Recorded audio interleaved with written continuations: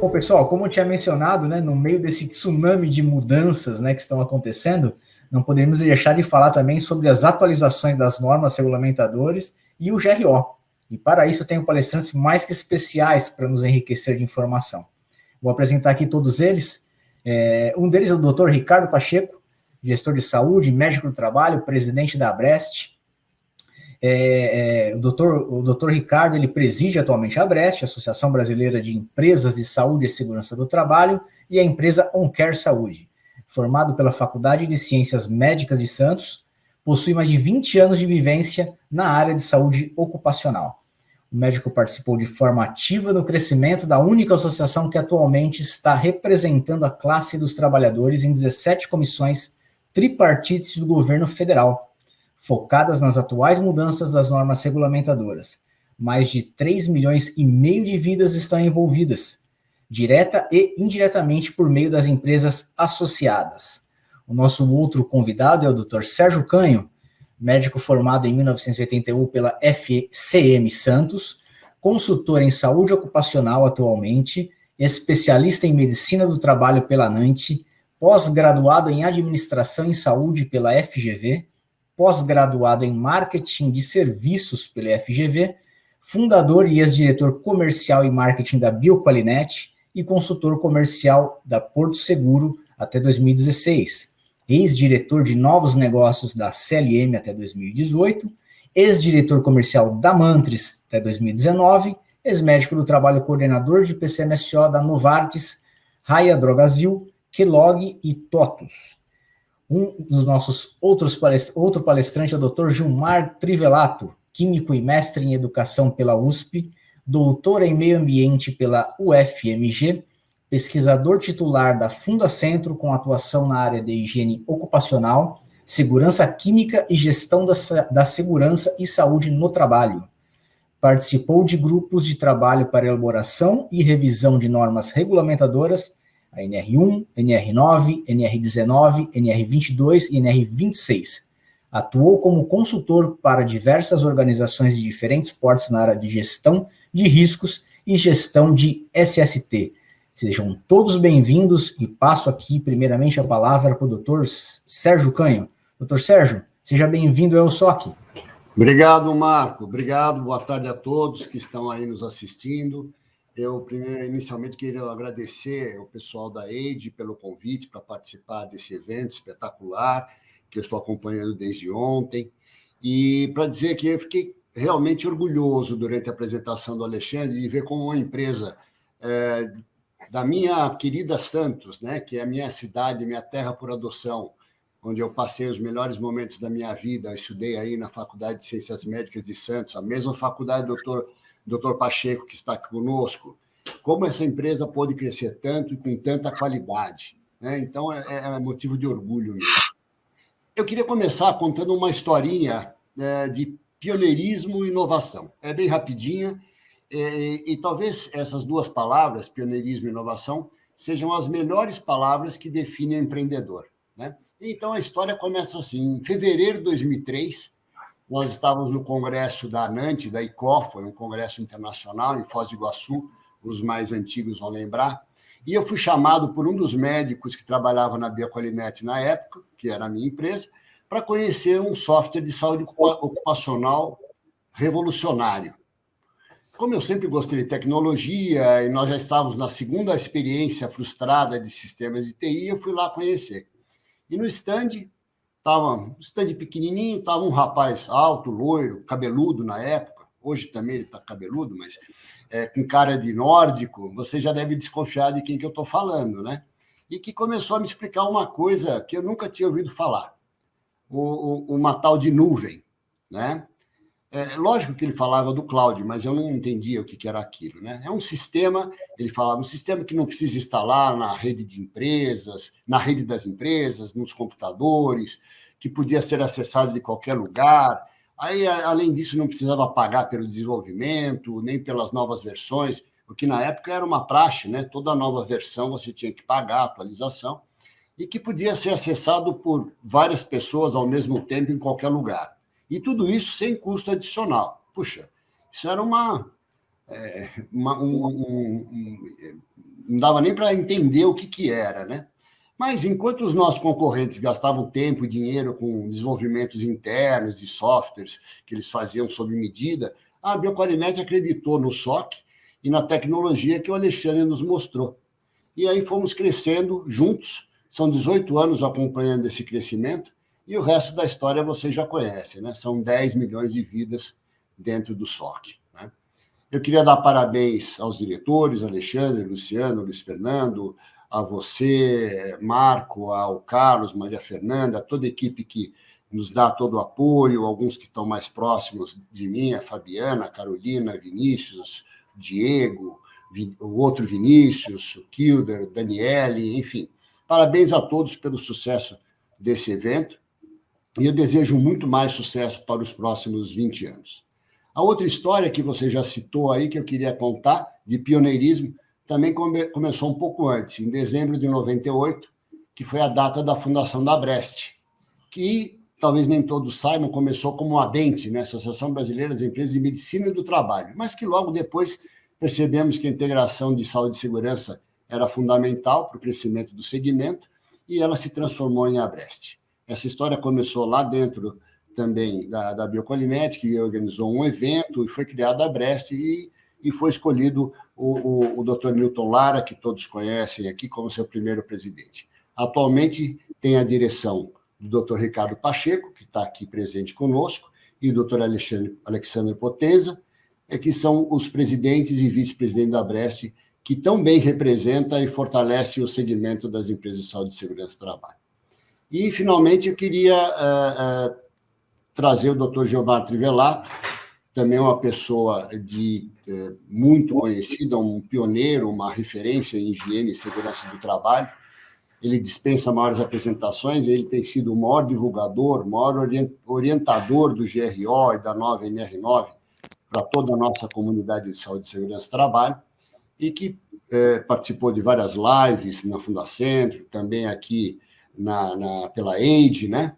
Então, eu queria convidar o Dr. Gilmar para fazer a sua apresentação. Obrigado aí e vamos em frente. Obrigado, Sérgio. Boa tarde a todos os participantes aqui deste evento, né? Eu agradeço a EIJA o convite, né?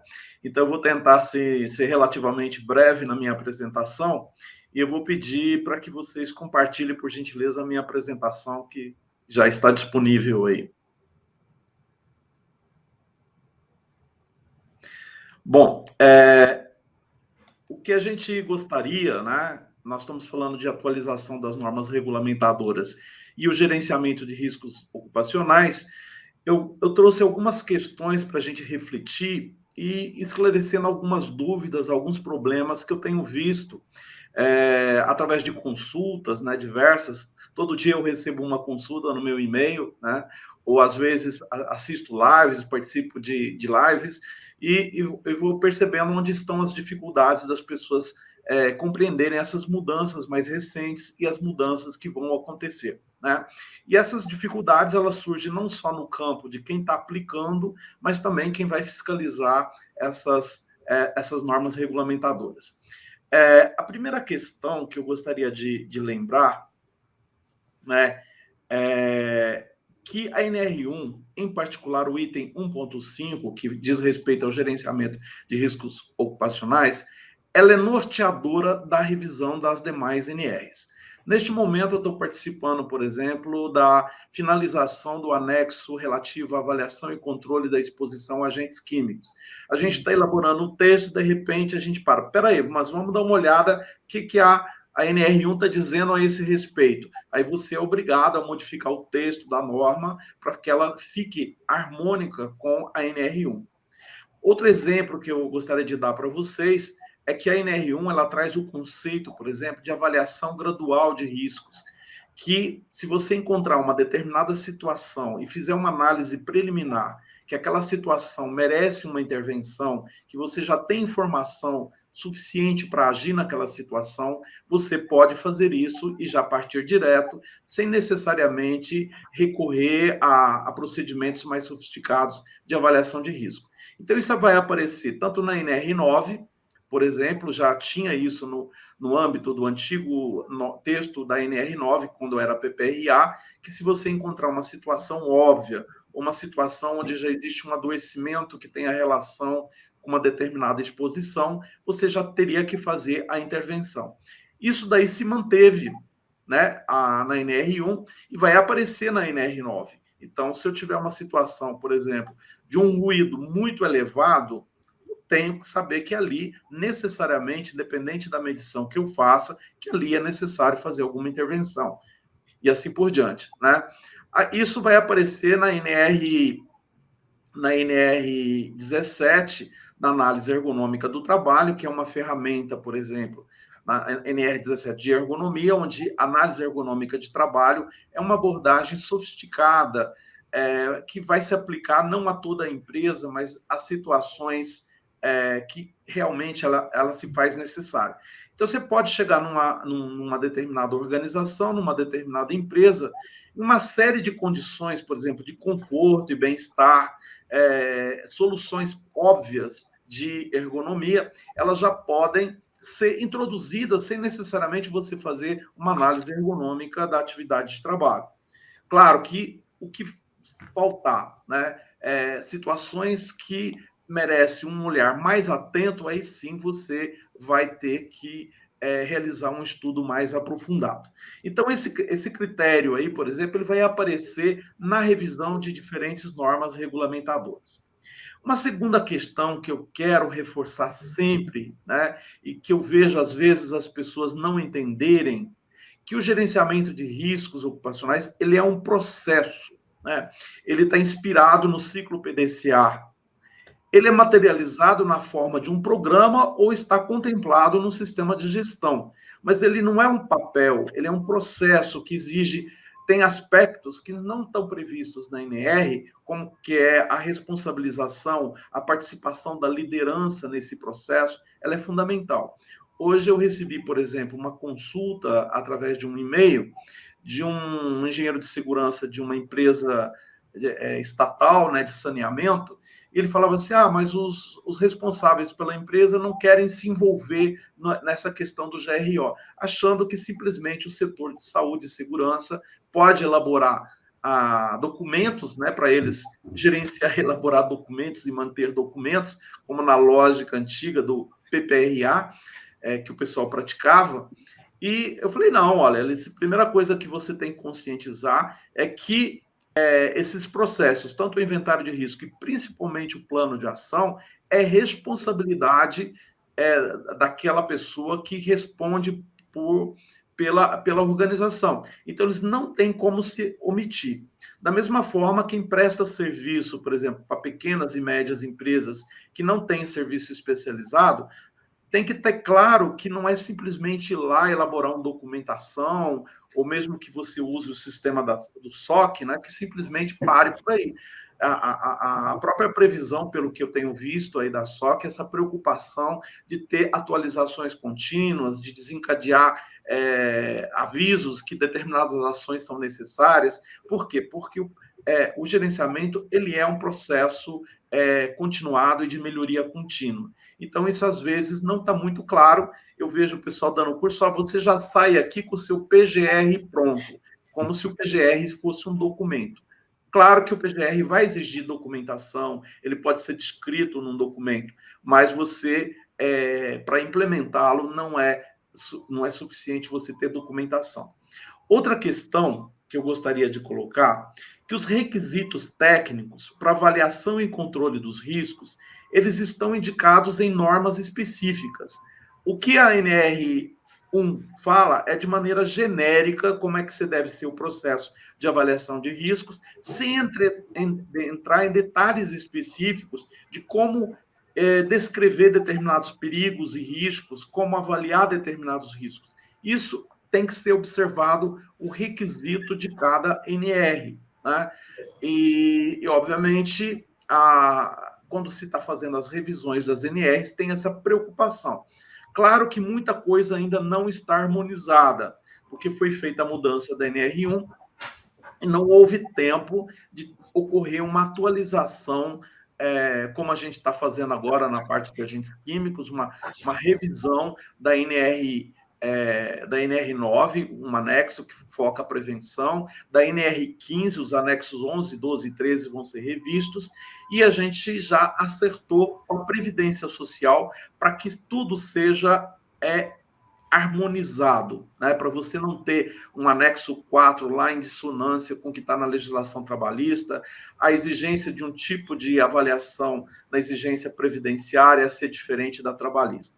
Então, isso está em curso, a gente não sabe o desdobramento, a equipe técnica está preparando isso, mas a ideia é que você não tenha essa separação, como vem o ex-social aí, e, de uma certa forma, ele dissociado das questões trabalhistas. Isso é muito complicado, né? Mas eu creio que os sistemas em desenvolvimento ele vai ser facilmente adaptável a essas novas mudanças. Outra questão que eu gostaria de enfatizar, né, é sobre o inventário de riscos ocupacionais. Ele não é um laudo. Pessoal, eu acabei de dar um curso recentemente para uma entidade patronal aí, para a equipe de engenharia e de segurança do trabalho, e pedi para eles fazerem um trabalho prático, né, de ter uma situação na empresa deles, de elaborar um inventário de risco. Quando eu vi o trabalho recebido, por mais que eu tenha explicado, veio aquele monte de laudo parecido com aqueles documentos, relatórios de PPRA, onde o indivíduo especifica que fez avaliação de ruído, qual é o equipamento que ele utilizou, qual é a metodologia. Isso não é inventário de risco. O inventário de risco ele tem por objetivo consolidar os resultados das avaliações exigidas nas demais NRs. A NR1 não elimina a necessidade, por exemplo, se você fez uma avaliação de ruído, de dosimetria, que você tenha um relatório ou um registro dessa avaliação. Da mesma forma, o anexo que está sendo elaborado da NR para a avaliação e controle da exposição a agentes químicos, ele vai exigir que você faça uma avaliação cuidadosa, vai sugerir várias alternativas, então não exime a empresa de fazer esses laudos, ou relatórios, ou registros, o nome que você queira dar. Da mesma forma que você tiver um sistema sob pressão, por exemplo, vasos sob pressão, você tem que fazer inspeções. Esses relatórios não são dispensados, mas os resultados dessas avaliações ou inspeções devem, de alguma forma, fazer parte de forma resumida no inventário de riscos. Então, é isso que o pessoal... Agora, tem que ter claro que o inventário de risco não é um laudão, um LTCAT ampliado, como as pessoas estão pensando, né? Então, eu queria chamar a atenção para esse aspecto importante. Uma outra questão, né, que esse inventário de risco, ele não é apenas aquela planilha que você descreve perigos e riscos e faz a avaliação, a estimativa dos riscos e faz a classificação dos riscos. Tem uma parte que é a caracterização do processo dos ambientes de trabalho. Você tem que ter, de uma certa forma, sucintamente descrever esses ambientes, claro, não em nível tão detalhado. Hoje, felizmente, com o recurso de fotografia digital, você pode documentar muita coisa com fotos, eliminando a necessidade, por exemplo, de descrever muito. Você tem que caracterizar as atividades de trabalho e, principalmente, a força de trabalho, quais são as funções reais, de fato, que existem na organização. E, claro, uma coisa importantíssima é a descrição adequada de perigos e riscos.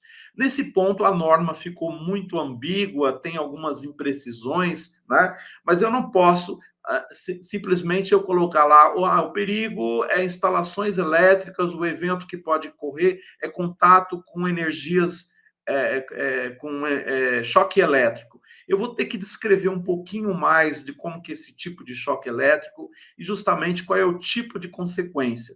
Da mesma forma, eu não vou poder colocar, por exemplo, em termos de agentes químicos, o nome da substância como identificação de perigo. Eu tenho que descrever como que vai ser essa exposição, qual é a forma de exposição, qual é o tipo de agravo que está ocorrendo, né? E assim por diante. Igual riscos de origem biológica. O pessoal costuma colocar genérico. Está exposto a bactérias, fungos, vírus, bactérias, fungos. Não, isso não é adequado. Você tem que fazer uma descrição desses perigos e riscos de forma que te permite você depois estimar a severidade do dano, que te permite, no mínimo, você elaborar um plano dentro do programa de controle médico da saúde ocupacional adequado. Então, esse é um grande problema e a gente tem apontado que um dos maiores problemas dos antigos documentos de PPRA e que podem persistir é o pessoal fazer identificação inadequada de perigos e riscos, né? E com isso todo o sistema fica comprometido. A norma não vai suprir, né? Ela não tem o objetivo de capacitar as pessoas ou ensinar as pessoas a identificar situações, por exemplo, de exposição e tudo mais. Isso as pessoas vão ter que aprender e examinar os requisitos das normas específicas. Bom, uma quinta questão que eu gostaria de bater e de enfatizar e me deter um pouquinho mais é a questão dos critérios de avaliação de risco e de tomada de decisão. Esses critérios têm que ser os mesmos para todos os tipos de riscos, porque senão como que eu vou comparar duas situações de riscos diferentes para saber qual risco é mais importante, qual situação é mais prioritária? Se eu usar critérios diferentes, eu não tenho como comparar laranja com banana, com melancia ou com pepino, né? Então eu tenho que ter critérios. É claro que a forma como eu vou chegar aos níveis de risco e como que eu vou estimar a severidade, probabilidade, é específico para cada tipo de perigo e risco. Mas os critérios têm que ser os mesmos, porque senão você não tem como gerenciar. Quem é responsável, por exemplo, na organização pela tomada de decisão, ele tem que ter claro qual é o critério de tomada de decisão. Então, nesse sentido, eu gosto de apontar que a primeira coisa, como é que você define critérios? Começa para saber quais são os níveis de risco, eu coloco níveis, classes de risco, e qual é a indicação que cada nível, cada classe de risco vai dar em termos de ações de controle que são necessárias. Então, a gente tem que saber que nesse nível de risco tem que fazer tal tipo de ação, tem que introduzir uma medida preventiva necessariamente. Em tal nível de risco tem que monitorar ou fazer um acompanhamento, uma inspeção, né? E em uma determinada situação onde simplesmente eu tenho que manter aquelas medidas que já existem, né, acompanhar, mas não preciso fazer nada adicional. Então, eu tenho que ter claro esses níveis de risco. Segunda coisa, eu tenho que saber como combinar probabilidade e severidade aí das lesões ou agravos da saúde para definir o nível de risco. Esse é o pulo do gato, né? Eu vou entrar aqui e explicar um pouquinho mais à frente. E como é que você vai fazer a gradação dessa probabilidade e severidade? Existem várias alternativas. A norma não é fechada, mas você, para fazer essa gradação, você tem que usar ferramentas específicas para cada tipo de perigo. Só que depois você tem que ter uma harmonização dessas questões. Eu não posso usar uma ferramenta para uma situação que chega a 5 classes de risco e, de repente, para outra situação, chegar a 3 classes de risco. Eu tenho que convergir isso para a mesma coisa, para ser harmonizado. Então, e a coisa mais importante depois que você desenvolve esses critérios de risco, você tem que validá-los em situações reais para ver se realmente eles estão adequados, principalmente se atende aos requisitos legais. Então, eu gostaria de destacar, por exemplo, né, quando você vai definir classe de risco, no mínimo tem que ser 3 classes. Um risco baixo, onde é aceitável, você só tem que manter o que existe, não precisa fazer nada adicional. Eventualmente, o acompanhamento ou monitoração pode ser discricionário, né? Uma situação onde o risco é médio ou moderado, onde necessariamente você tem que acompanhar, claro que se você puder reduzir esse risco, ele é desejável, e uma situação onde o risco é alto e necessariamente você tem que fazer uma intervenção para que o risco seja reduzido. Eu posso colocar mais classes, mas eu quero dizer que, no mínimo, eu tenho que ter essas 3 classes e está delineado o que tipo de ação preventiva tem em cada um. A segunda questão, né, é como que eu vou definir esse nível de risco, essa classe de risco. Combinar probabilidade e severidade. Não é só matriz de risco. Matriz de risco é uma das possibilidades. Existe também fórmulas para calcular. Você pode, por exemplo, atribuir índices ou números, fazer uma gradação numérica para a probabilidade, uma gradação numérica para a severidade, e você ter uma fórmula, por exemplo, que combine e chegue-se a um nível de risco. E aí você, conforme o nível de risco, você vai classificar esse risco e definir qual é a ação necessária. Existem técnicas mais sofisticadas, que eu não vou abordar aqui, como os nomogramas, que é muito utilizado lá na Austrália em gerenciamento de riscos. Então, fica uma cultura que acha que, olha, avaliar risco, eu só posso usar matriz de risco. Não, existem várias possibilidades, só que tem que aplicar isso de forma coerente. Por exemplo, a gradação da probabilidade e da severidade. Você pode gradar por categorias, por exemplo, A, B, C, D, E, ou baixa, média, alta. Você pode dar nomes a essas categorias, claro, indicando uma ordem crescente ou decrescente de probabilidade ou de severidade. Você pode atribuir índices. A minha probabilidade vai variar num índice de 1 a 10. Agora, se você utilizar de 1 a 10, tem que ser a mesma escala para todos os tipos de riscos, né? Eu posso fazer, eu vou gradar a severidade de 1 a 50. Posso fazer isso. 50 seria muitas mortes, por exemplo, e 1 seria um arranhãozinho. Mas, se eu usar uma escala de 50 para consequência, eu tenho que usar essa mesma escala para todos os tipos de consequência. Eu posso chegar também até em definir números. A probabilidade, a probabilidade aqui é 1 em 10 mil por ano. Tudo bem, eu chego no número, né? Mas eu tenho que ter uma coerência e, às vezes, em função desse número, chegar a uma categoria. Então, as escalas devem ser as mesmas, mas eu posso flexibilizar. Por exemplo, se eu escolho 3 escalas de probabilidade, e se eu for, por exemplo, avaliar a exposição a um agente químico, eu posso colocar que no nível mais baixo seria até 50% do limite, na escala seguinte de 50 a 100, e acima, e na escala, no último nível, acima do limite, que seria acima de 100%. Eu vou usar uma escala de 4. Aí você pode falar, não, até 10% eu vou chamar o nível 1, de 10 a 50 nível 2, e assim sucessivamente. Então tem que tomar cuidado que quando você faz uma escala muito restrita, você corre o risco de estimar determinadas situações como um risco mais elevado do que normalmente ele é. Isso implicaria na adoção de uma medida de controle. Por exemplo, se eu não diferenciar exposições de até 10% do limite de 10 a 50, muitas vezes eu posso chegar a riscos mais elevados, a definir ações de controle mais restritivas do que o necessário. Então, isso exige muito cuidado, não pode ser feito de qualquer forma. Outra questão, a gradação da probabilidade.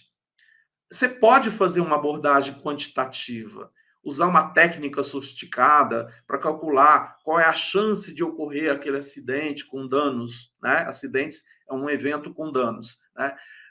Só que isso só se aplica em situações muito específicas, exige uma situação muito... competências técnicas, né? Métodos sofisticados. Normalmente, a abordagem mais usual é quando você faz uma estimativa quali ou semi-quantitativa, onde você leva em consideração a eficácia das medidas de controle e a exposição no sentido de tempo, né, da duração e frequência que aquela pessoa fica sujeita àquela situação. Então, eu tenho uma máquina, né, eu vou considerar quais são as barreiras que tem para prevenir os acidentes e qual é o tempo que o cara opera aquela máquina, a frequência que ele opera. Em função disso, eu posso estabelecer uma escala de probabilidade. Exposição a agente ambiental é fácil. É só você estimar o perfil de exposição. Conforme o caso, você vai medir ou estimar esse perfil quantitativamente, existem técnicas de modelagem para estimar, mas você também pode estimar qualitativamente. E, claro, comparar com o limite. Se caso você não tiver limite para um determinado agente, como é o caso de agentes biológicos, você pode avaliar de forma similar à questão de acidentes. Exigências da atividade, que é o campo da ergonomia, né? Então, você vai analisar qual é a exigência em termos biomecânicas, cognitiva, daquela atividade e a capacidade do trabalhador. Existem várias técnicas para fazer isso, né? Mas, por exemplo, no caso de fatores psicossociais, é interessante você aplicar questionários, instrumentos, onde o próprio trabalhador possa fazer uma avaliação do nível de exigência. E, claro, você fazer um tratamento estatístico para um determinado grupo, porque uma resposta individual não tem sentido. Então, tem várias abordagens, ferramentas para isso. E a gradação da severidade, você tem que verificar os extremos. É o dano leve, que não tem danos, é o dano leve que não tem grande severidade, que não exige um tratamento médico, até o extremo máximo, que seriam as mortes múltiplas, né? Então, eu tenho que usar a mesma escala para todos os tipos de consequências adversas à saúde, né? E também o número de trabalhadores. Embora o número de trabalhadores ele é relevante você considerar principalmente na perspectiva de acidentes ampliados.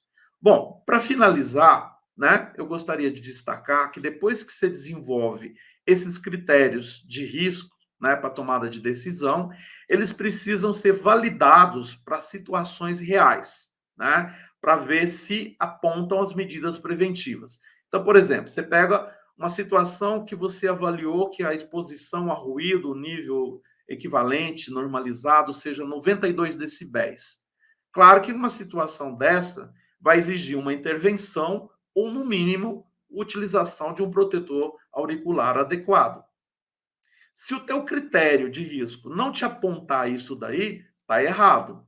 A mesma coisa, se você tem uma determinada máquina, né, que você está operando, de acordo com a NR2, ela exige que para aquele tipo de máquina você tenha que ter tais e tais barreiras, e se você avaliou a situação real e o teu critério não está apontando a necessidade de você implementar essas medidas, tem alguma coisa errada.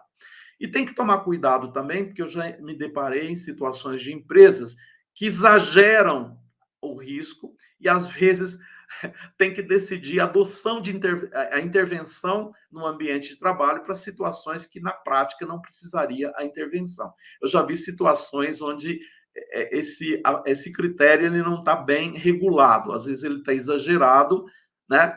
Ou às vezes ele não está atendendo os critérios legais. Mas a base, claro que uma empresa, uma organização pode estabelecer um critério voluntário mais rigoroso, mas o critério básico para ver se ele é adequado é de que forma que, onde for verificada uma não conformidade em termos de requisito legal para o controle, né?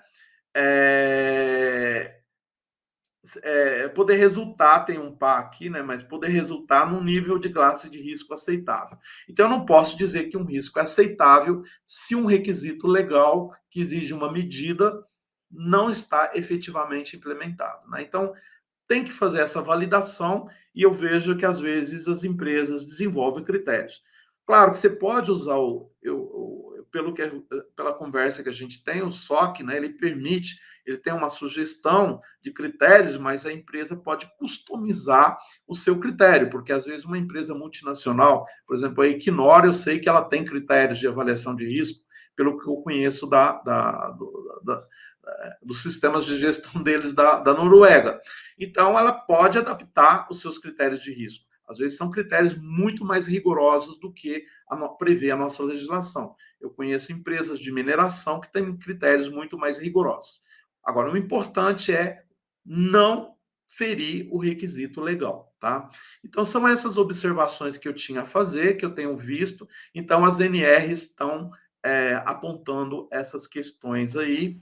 E eu agradeço a atenção e fico à disponibilidade para qualquer esclarecimento de alguma dúvida que, porventura, vocês queiram apresentar. Mas são pontos que eu chamo a atenção e esperar um pouco de paciência, porque esse processo de revisão de normas vai se estender, né? Como eu estou falando para vocês, nós estamos mexendo num vespeiro que é agentes químicos, mexendo na NR, anexo 11 da NR 15, 12 e 15 e 13, principalmente o 13, isso vai afetar inúmeros interesses. A gente tem propostas técnicas bem consistentes, mas como vai inferir interesses econômicos, a gente não sabe se isso vai vingar, porque depende, obviamente, dos atores sociais, empregadores e trabalhadores, negociar. Mas a tentativa que a gente tem feito nessa revisão é da seguinte forma: primeiro, retirar ambiguidades, né? Essa coisa, avaliação qualitativa. Você tem que ter um critério muito claro do que é uma avaliação qualitativa, né? Achômetro, não é essa avaliação qualitativa de perito da Justiça do Trabalho, que, pelo amor de Deus, isso daí é uma indecência, né? Para mim, os órgãos de fiscalização, como o CREA e tudo mais, deveria verificar esse absurdo que é feito nas avaliações de perícias. Então, não é isso. Então, vai ter critérios, diminuir a subjetividade do critério legal, né? Embora vai exigir mais competência das pessoas que aplicam esses critérios legais. E competência não se desenvolve de um dia para a noite. E pode ser que o gerenciamento de riscos ocupacionais não alcance os objetivos que ele se propôs, porque as pessoas simplesmente têm dificuldade técnica de identificar perigos e riscos, de avaliar riscos, né, de definir medidas de controle, de acompanhar. Isso a norma não vai prever, né? Isso exige uma formação continuada, é isso que eu chamo a atenção de vocês. Então, obrigado, Sérgio, era isso que eu tinha de dizer e me coloco à disposição. Tá? Excelente, doutor Gilmar, muito obrigado. Obrigado mesmo pelas orientações, né? Deu aí o caminho das pedras em diversos pontos aí, tenho certeza que vários dos que nos ouviram aqui fizeram suas anotações e foi muito útil, obrigado mesmo. Bom, gente, vou chamar o doutor Ricardo Pacheco agora. Eu queria primeiro perguntar se esse fundo ele é de verdade ou de mentira, porque hoje estão colocando uns fundos, a gente nunca sabe, né? Eu pergunto de verdade porque já fez bastante sucesso na cidade do Dr. Sérgio, viu? Né? Eu pergunto porque eu tenho uma sala parecida, só que é só de enfeites, viu? Ninguém toca nada aqui, cara. Não, aqui é o que a gente chama de fundo verdadeiro, né? Exatamente. Legal. Isso. Se a gente tivesse tempo, a gente pediria para dar uma palhinha aqui para a gente. Quem sabe? A gente já tocou vários lugares aí das festivais médicos, etc. É mesmo? Em Santos era sensacional isso daí, né? Acho que é legal. da época do Sérgio isso daí também. Sempre foi o show med, né, Sérgio? Mas, enfim, é um prazer estar junto com vocês aqui, principalmente com o professor Gilmar Trivelato, que nós já tivemos o prazer de recebê-lo lá junto com a Brest, Sérgio Canho, que é um dos players grandes do mercado e conhecidíssimo nosso aí também, junto com o Dr. Newton Lara, que fundaram uma das maiores, se não a maior empresa de saúde e segurança no trabalho, e a das melhores, que a gente sempre teve como referência a Biqualinet. Através desses personagens, também não posso deixar de citar aqui Mário Bonciani, que também ajudou bastante na fundação da Brest, que até então era BENT, já formado, para não ter aqueles choques junto com a Associação Nacional de Medicina do Trabalho, eles mudaram essa pegada aí forte, e que, na verdade, foi para a gente uma honra tomar esse bastão, principalmente do doutor José Carlos Dias Carneiro, né, e do doutor Rudi Fak, que são os outros paz-presidentes que nos acompanham. E eu quero agradecer aqui, já em público, a paciência do meu amigo, irmão, doutor Alex Potenza, que, além de colega de faculdade, ele também acompanha nosso dia a dia na cadeira da vice-presidência e tem todos os predicativos para poder tocar aí a associação de uma maneira fiel, não tem a menor dúvida. E é bem interessante o que a gente vem fazendo lá dentro da associação, no seguinte tom, Marco e queridos amigos. Há muito tempo a gente vem levantando uma bandeira como um eterno estudante da área da gestão médica, né? Desde 2007, 2008, 2010, 2010 principalmente, 2014 foi a chave, né? Colocamos em xeque a situação da saúde no Brasil, né? Então, nós, através de uma pesquisa rápida na época, isso lá em 2016, com o pessoal da Fiesp, a gente via que a carga tributária, o custo de saúde, o afastamento, principalmente nas questões de estresse, depressão e a produtividade, entravam no quesito da gestão da saúde, né? E a gente sempre viu a medicina do trabalho de uma maneira onde que a medicina do trabalho ela é a prioridade dentro das instituições, onde que a promoção da saúde do trabalhador, quando bem instituída e desenvolvida, ela certamente é convertida em uma diminuição de índices de absenteísmo, acidente de trabalho, doenças ocupacionais e, consequentemente, um aumento de produção, qualidade e competitividade no mercado, né?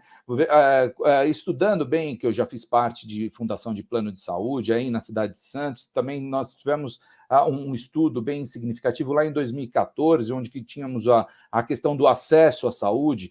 Então, de uma maneira, e que isso veio caindo conforme o poder aquisitivo, tanto das empresas quanto do próprio trabalhador, né? Hoje, para você ter uma ideia, entre 75% quase 80% agora pós-pandemia tem acesso à saúde, né, uma saúde privada. Então, isso tudo foi um incremento quando nós assumimos a presidência da Abrest, em poder estar junto com a bancada dos trabalhadores, porque, na verdade, a matéria-prima é exclusivamente a saúde do trabalhador, né? Colocar em jogo, né, nada mais, nada menos que não posso mais pensar a saúde em silos, não posso mais pensar que a saúde assistencial uma coisa, a saúde da família outra, a saúde ocupacional outra e assim por diante. Portanto, a gente veio brigando aí diariamente para que nós tenhamos aí uma questão exclusivamente relacionada à saúde integral e integrada, que é um tema que nunca saiu da nossa cabeça. Nós, pelo contrário, nós levantamos essa bandeira dentro da associação, em todas as palestras quando eu fiz, desde a época de diretoria de ética e legislação, na vice-presidência do Dr. José Carlos Dias Carneiro, quando nós nos representamos dentro da Câmara Técnica de Medicina do Trabalho, dentro do Conselho Federal de Medicina, enfim, toda essa questão de saúde integral e integrada, aos pouquinhos nós fomos incluindo dentro da questão do gerenciamento do risco. E aí a gente chamava do gerenciamento de risco ocupacional, porque nós estávamos falando exclusivamente da saúde do trabalhador e no trabalho. Portanto, quando nós nos deparamos com um compêndio como o SOC hoje se encontra, parabenizando o Alexandre e seus demais diretores, que é uma honra estar junto aqui nesse dia de hoje, o Alexandre, que sempre foi extremamente amável e sempre acalentou toda a questão da Abrest e todos os donos de empresas de saúde e segurança no trabalho. Então, nada mais justo do que a gente estar presente aqui para poder homenageá-lo por conta desse crescimento vertiginoso que a gestão da saúde e da segurança no trabalho, ela se deu nos dias de hoje. Eu vou compartilhar com vocês, eu não sei se vocês têm aí a minha apresentação, mas rapidamente eu vou colocar, se vocês não tiverem, eu já pego aqui da própria tela, aqui o template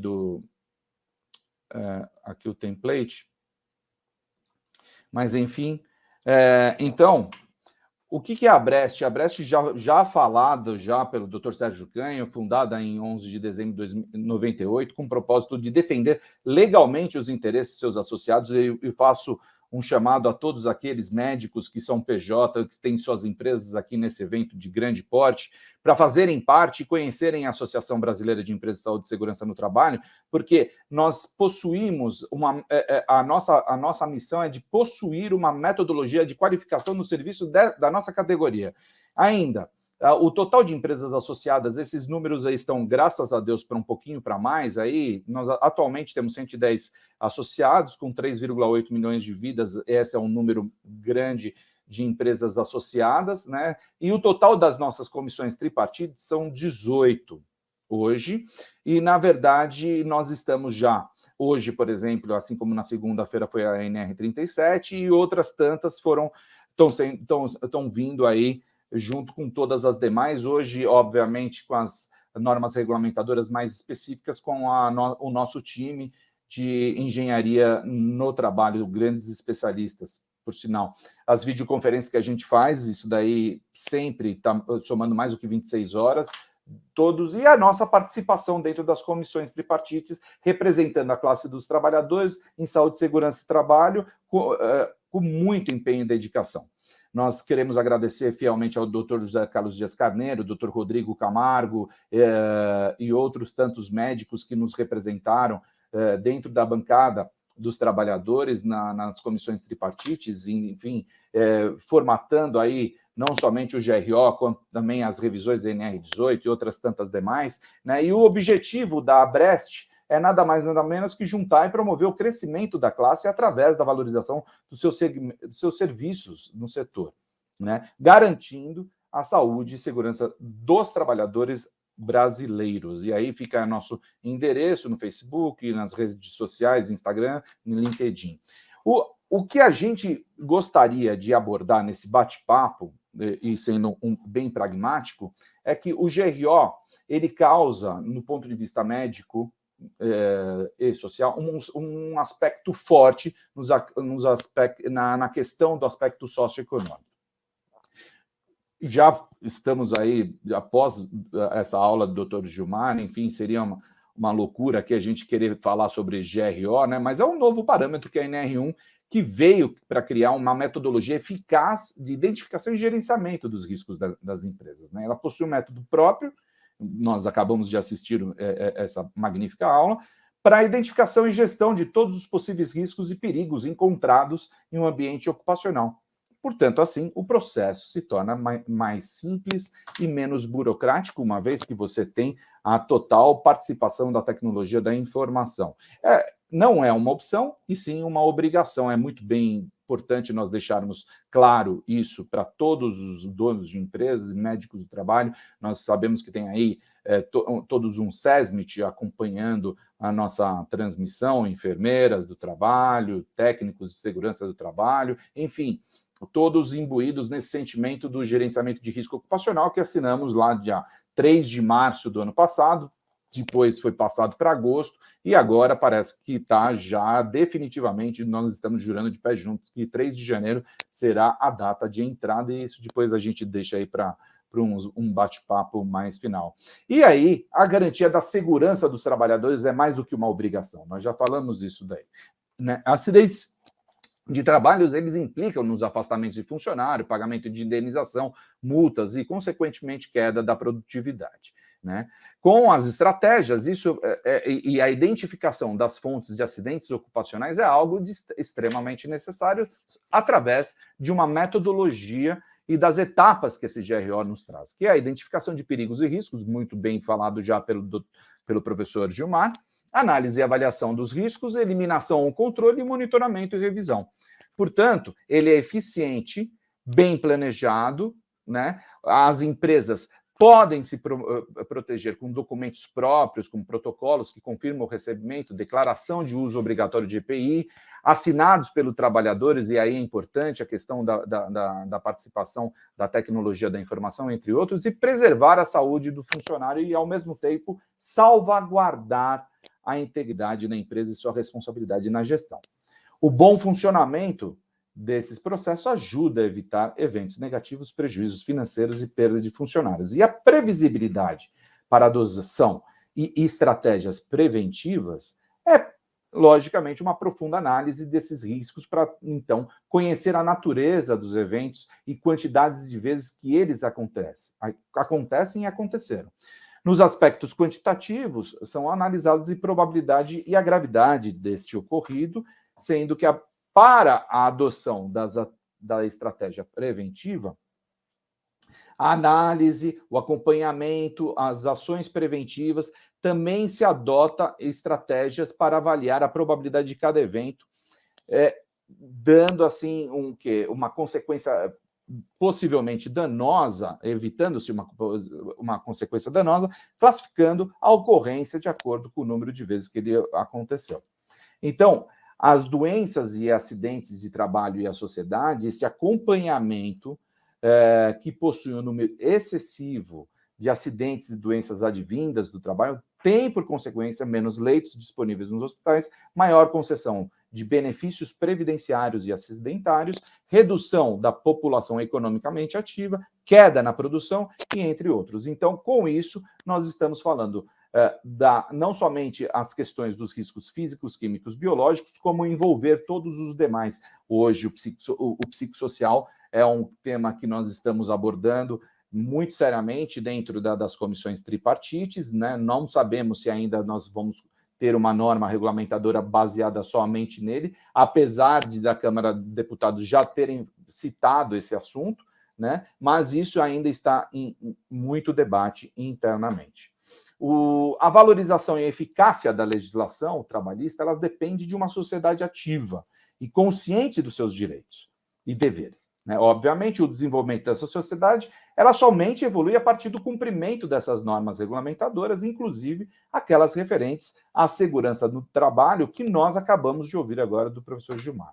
E ainda mais, com esses impactos socioeconômicos, é uma forma extremamente eficiente de se pensar em como promover saúde e segurança através dessa integração e integralização da saúde e dos seus riscos no total. Ganha todo mundo com essa ferramenta. Os trabalhadores, que terão seus direitos de proteção serem atendidos, os empregadores, que deixam de estar suscetíveis a fiscalizações, aí essas fiscalizações que nós conhecemos, que podem ser até capciosas, de toda a sociedade, e pode ficar segura que, no final do dia, a família estará íntegra.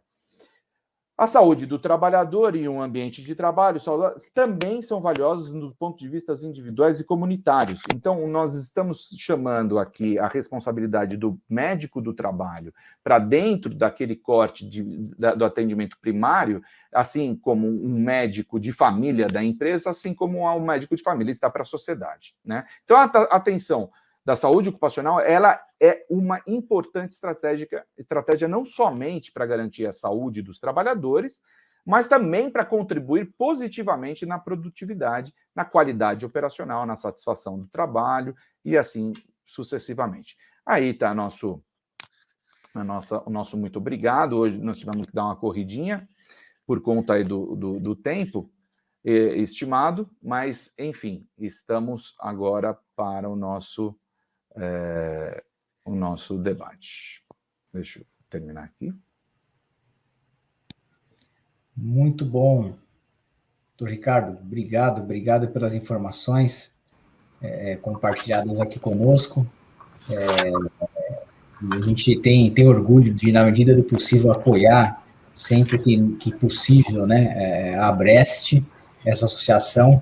Eu tinha me esquecido, lógico, como a gente está uma falha aqui, o grande doutor Newton, participei de várias reuniões com ele, participei também do almoço lá na Abrest, junto com o doutor Carneiro, né, da Exame. Também Eu fiz questão de citar esses nomes aí que são de suma importância, né? Pessoas que marcaram, que dão um sangue aí, né, para toda a comunidade da saúde e segurança do trabalho, e que pouca gente sabe aquilo que está acontecendo, né? Sem dúvida. Essa defesa da saúde e segurança, da saúde do trabalhador, esse trabalho belíssimo que está sendo realizado dentro das comissões tripartites, nós estamos vendo, assim, somos ameaçados a todo momento, né?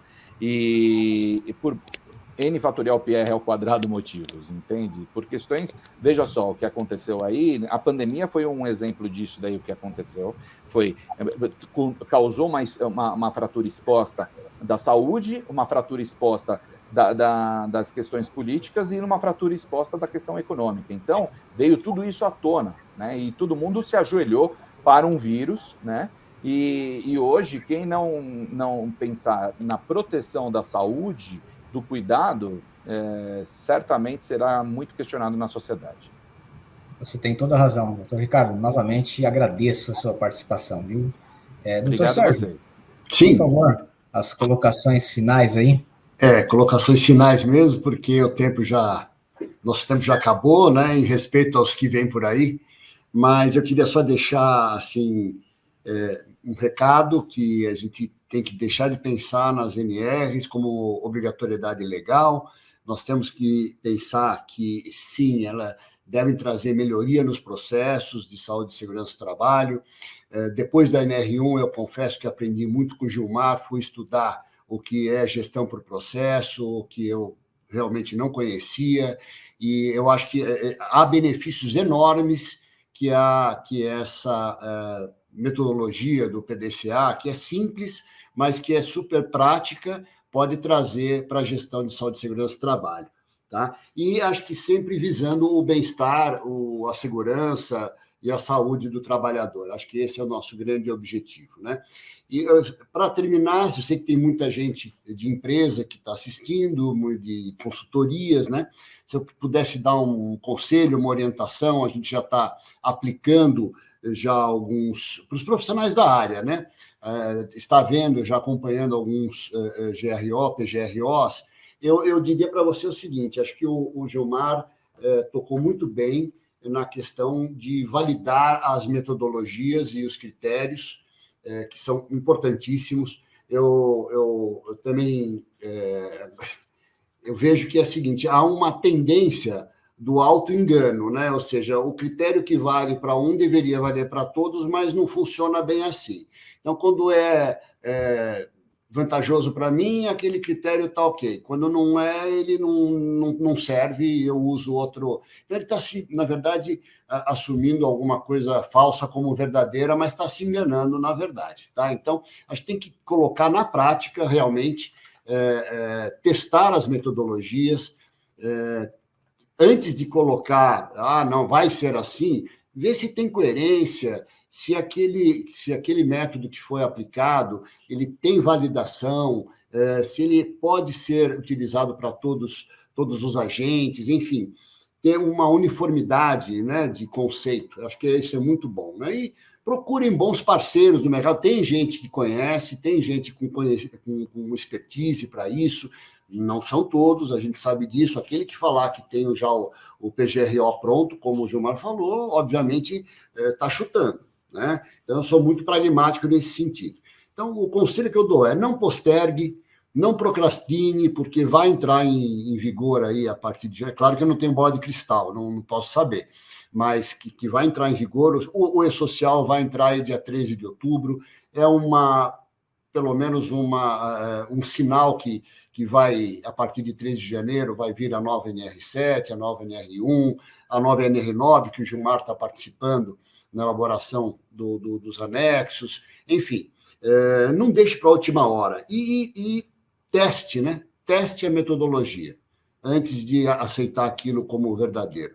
Eu estou falando isso porque já fizemos isso e tem realmente que colocar... A teoria é uma coisa, a prática é outra. Então, eu queria terminar a minha parte e deixo para você, Marco, as palavras finais aí, para a gente não atrasar o restante da programação, tá bom? Eu ia falar um pouco sobre NR7, mas eu acho que não dá tempo agora. Vamos deixar para uma próxima oportunidade, tá? Doutor Sérgio, muito obrigado mesmo. Não é à toa, né, que essas mudanças estão causando, né, a gente tá falando até que é uma revolução, né, no segmento, né? Ontem comentamos com relação ao E-Social, que toda essa questão de utilização cada vez mais de tecnologia é muito bem-vinda, principalmente para a área de segurança. A área de medicina sempre, né, teve sempre um viés um pouquinho mais tecnológico, mas a gente percebia que a parte de segurança ainda era um pouco carente, até descolada de investimento mesmo, lógico, não estou generalizando, não são todas as empresas, mas era muito utilizado Excel, o Dr. Gilmar até comentou, usava Excel, usava Word. Pô, gente, tem sistemas, né, não só o SOC, obviamente, tem que falar do SOC, que é a ferramenta de ponta, é a mais vendida, claro, mas temos soluções bem importantes para apoiá-los. Então, agradeço novamente aqui a participação de vocês e espero que vocês aproveitem o evento, que afinal estaremos aqui até as 19 e pouco da noite. Muito obrigado mesmo, tá? Obrigado, viu, Marco? Obrigado a todos, foi um prazer. Obrigado, Gilmar. Obrigado, Pacheco. Um abraço a todos. Eu que agradeço. Abração, professor. Até. Tchau, tchau. Tchau.